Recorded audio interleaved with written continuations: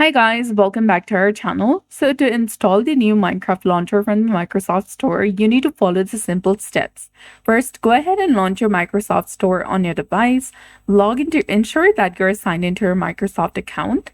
Then click on the search bar in the top and search for Minecraft. Once Minecraft launcher appears in the search results, click on it. Then click on install. There is an install button right here. If you haven't already, click on install and the download process will begin. Wait for the download completion and after a few seconds, the download will finish. Now click on the play button and the launcher may update, so wait a minute. And then you can click on your Microsoft login to easily sign into your Minecraft account. You are now ready to play Minecraft.